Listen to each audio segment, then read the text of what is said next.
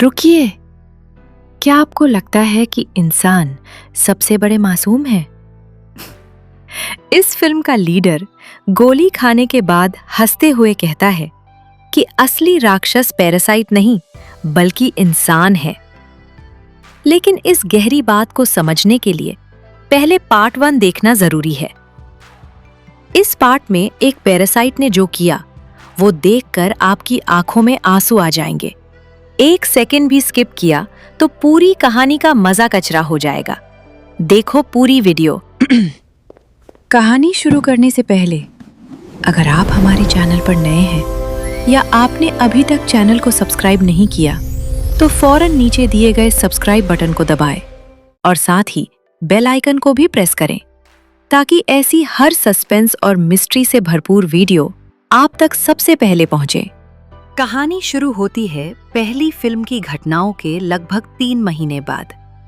अब तक पुलिस और मिलिट्री दोनों को ये पता चल चुका है कि शहर में कुछ खतरनाक जीव छुपे हुए हैं, जिन्हें पैरासाइट कहा जाता है।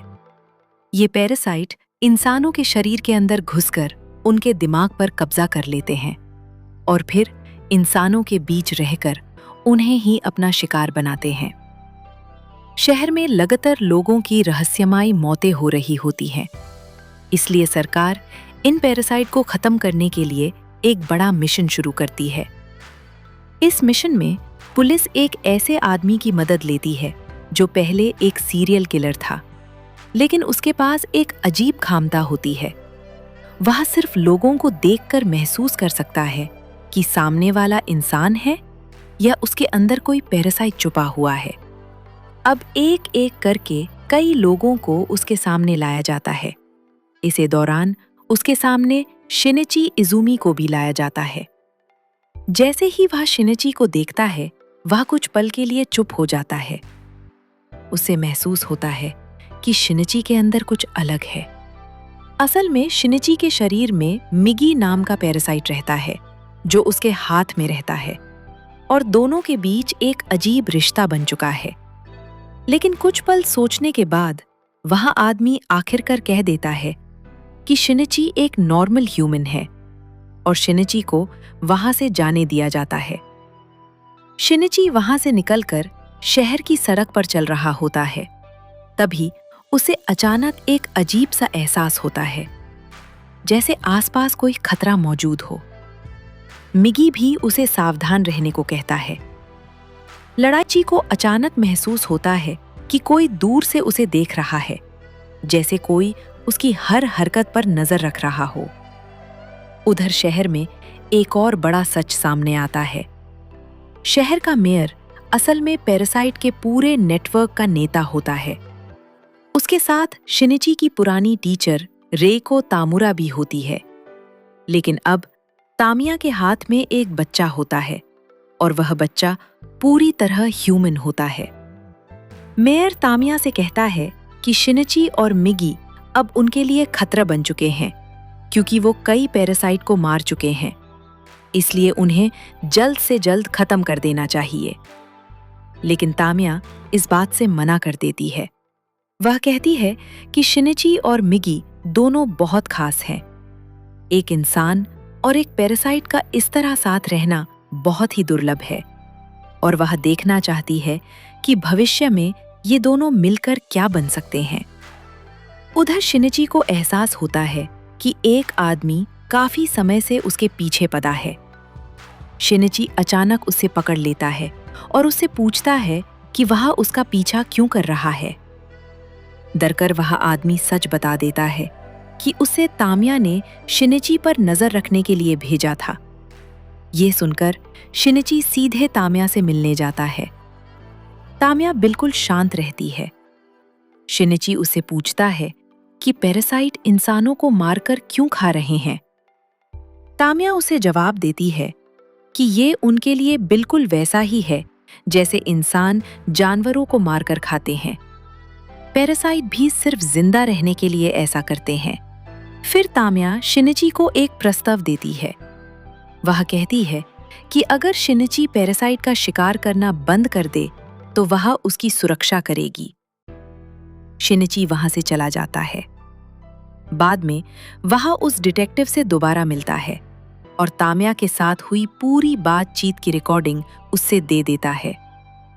शिनिची उससे चेतावनी देता है कि ताम्या बहुत खतरनाक पैरासाइट है और अगर वह उसके पीछे पड़ा रहा तो उसकी जान जा सकती है। डिटेक्टिव को अब यकीन होने लगता है कि शहर में सच में पैरासाइट इंसानों के बीच छुपे हुए हैं, लेकिन उससे अभी भी पूरा सच जानना होता है। इसलिए अगले दिन वह सीधे मेयर के ऑफिस पहुंच जाता है। वह मेयर से सामान्य बातचीत करने का नाटक करता है ताकि उससे शक ना हो। बातचीत के दौरान वह चुपके से एक वॉइस रिकॉर्डर मेयर की टेबल के नीचे रख देता है ताकि पैरासाइट के बारे में कोई सबूत रिकॉर्ड हो सके। डिटेक्टिव को लगता है कि उसकी योजना सफल हो गई है और वह वहां से निकल जाता है, लेकिन मेयर के साथ मौजूद एक पैरासाइट उस रिकॉर्डर को देख लेता है और तुरंत मेयर को बता देता है। मेयर समझ जाता है कि ये आदमी उनके लिए खतरा बन सकता है, इसलिए वह ठंडे अंदाज में आदेश देता है कि इस आदमी को तुरंत खत्म कर दिया जाए। अब एक पैरासाइट को डिटेक्टिव के घर भेजा जाता है, लेकिन जान वहां पहुंचता है तो डिटेक्टिव घर पर नहीं होता। घर के अंदर सिर्फ उसकी छोटी बेटी होती है। पैरासाइट बिना किसी दया के उस बच्ची को मार देता है। कुछ देर बाद जब डिटेक्टिव घर लौटाता है तो अपनी बेटी की लाश देखकर पूरी तरह टूट जाता है। उसकी आंखों में दुख और गुस्सा दोनों भर जाते हैं और अब उसके अंदर सिर्फ बदला लेने की आग जल रही होती है। उधर उसे समय शिनिची को अचानक एक बहुत खतरनाक एहसास होता है। मिगी तुरंत उसे चेतावनी देता है कि 5 पैरासाइट उनकी तरफ तेजी से आ रहे हैं।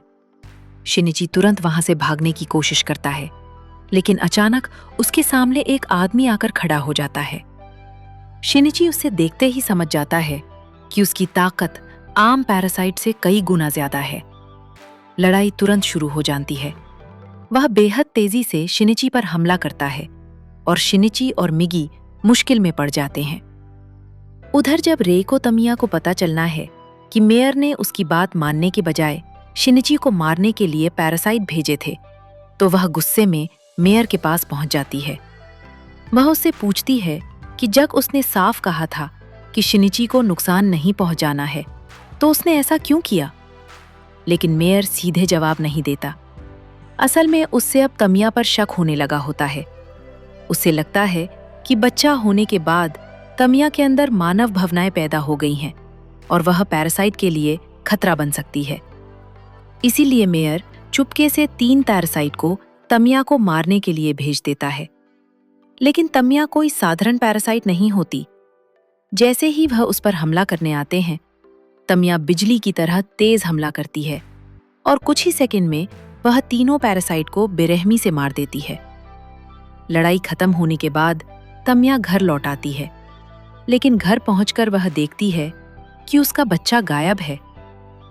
टेबल पर एक नोट रखा होता है जिसमें लिखा होता है कि अगर वह अपने बच्चे को वापस चाहती है तो उससे पार्क के पुल पर आकर मिलना होगा।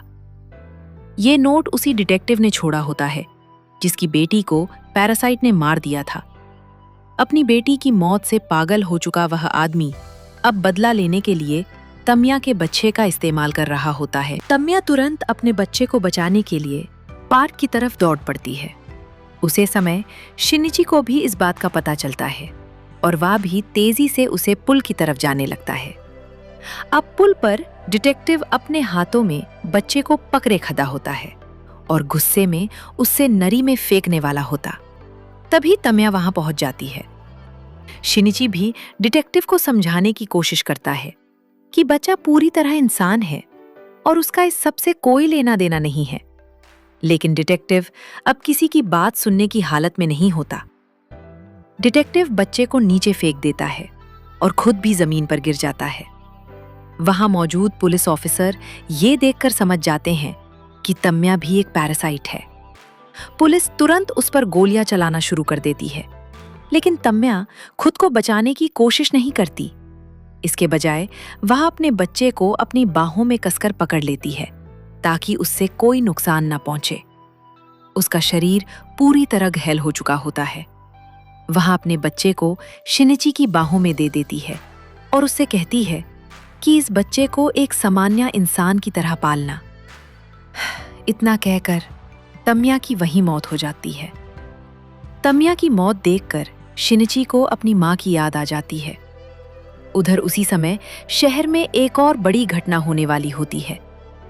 सरकार को पता चल चुका होता है कि शहर के सिटी हॉल में कई पैरासाइट छुपे हुए हैं। इसलिए एक स्पेशल फोर्स पूरी बिल्डिंग को घेर लेती है और अंदर मौजूद सभी लोगों को एक एक करके बाहर लाया जाता है। अब एक मशीन की मदद से हर व्यक्ति की बॉडी को स्कैन किया जाता है ताकि पता चल सके कि कौन इंसान है और कौन पैरासाइट।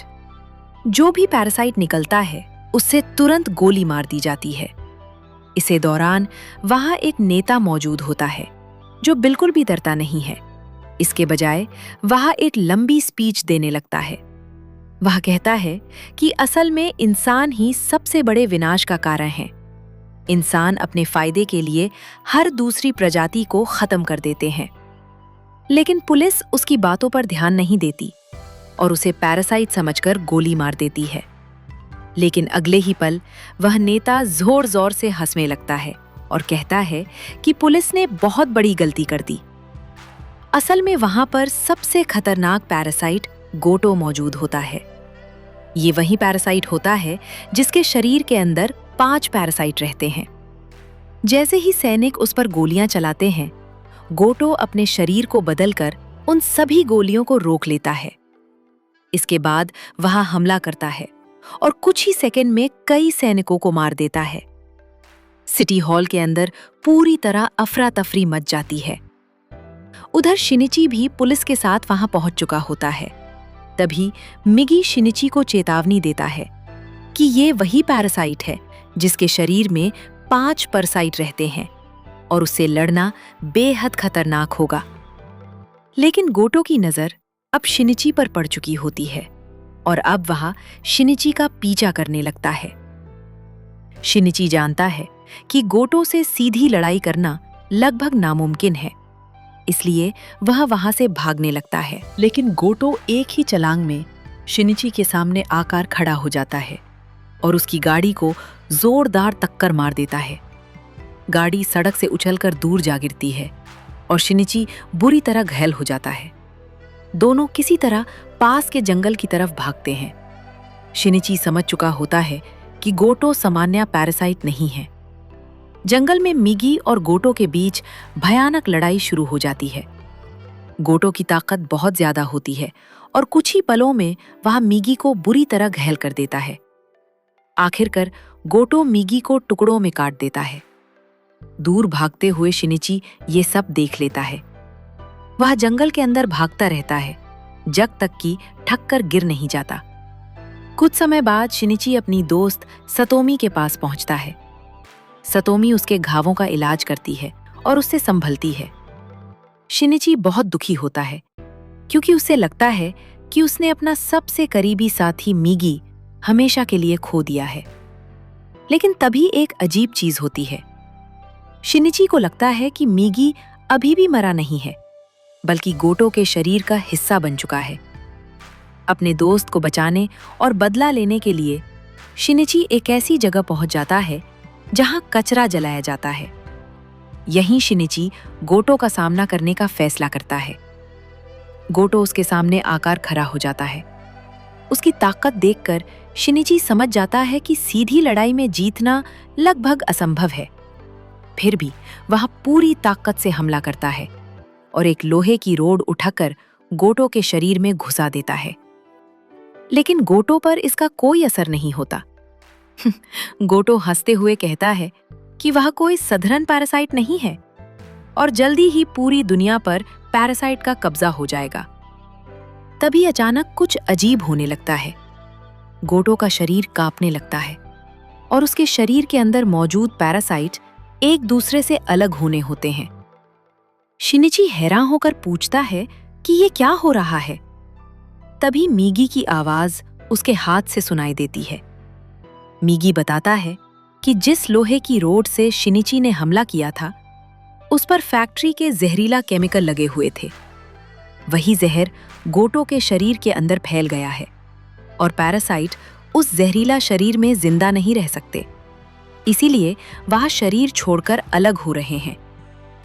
गोटो पूरी तरह कमजोर हो जाता है और आखिरकार वह गिर जाता है।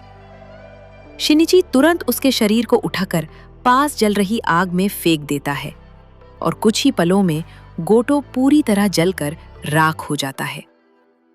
गोटो के खत्म होने के बाद धीरे धीरे शहर में सब कुछ शांत होने लगता है और पैरासाइट का खतरा लगभग खत्म हो जाता है। शिनिची अब एक नॉर्मल जिंदगी जीने की कोशिश कर रहा होता है, लेकिन उसके मन में अभी भी एक खालीपन होता है।